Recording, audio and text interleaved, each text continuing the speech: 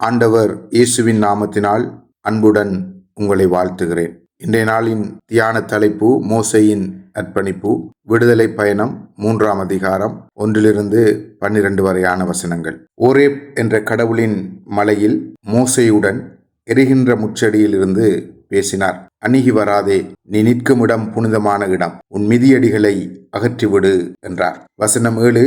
எகிப்தில் என் மக்கள் படும் துன்பத்தை என் கண்களால் கண்டேன். அடிமை வேலை வாங்கும் அதிகாரிகளை முன்னிட்டு அவர்கள் எழுப்பும் குரலையும் கேட்டேன். அவர்களின் துயரங்களையும் அறிவேன். இஸ்ரவேலின் அழுகுரல் என்னை எட்டியுள்ளது.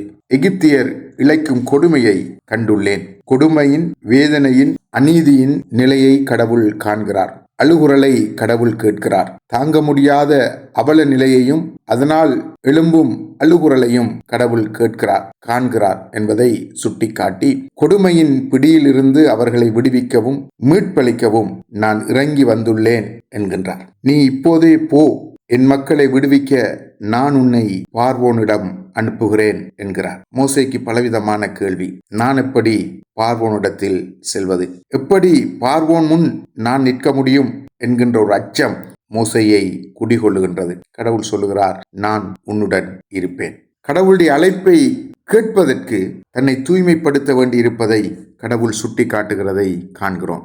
அணுகி வராதே, நீ நிற்கின்ற இடம் தூய்மையான இடம். மோசே மீட்பின் பணிக்கு கடவுளோடு இணைந்து செயல்படுவதற்கு தன்னுடைய வாழ்வை அர்ப்பணித்தார். ஆனால் அதற்கு முதல் தன்னை தூய்மைப்படுத்த வேண்டியிருந்தது. தன்னுடைய வாழ்வை தூய்மைப்படுத்தி கடவுளுடைய பணிக்கு தன்னை அர்ப்பணித்தார்.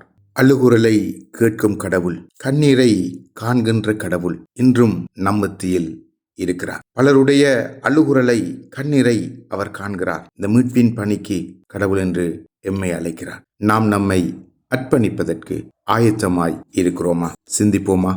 கடவுள் நம்மை ஆசீர்வதிப்பார். ஆமென்.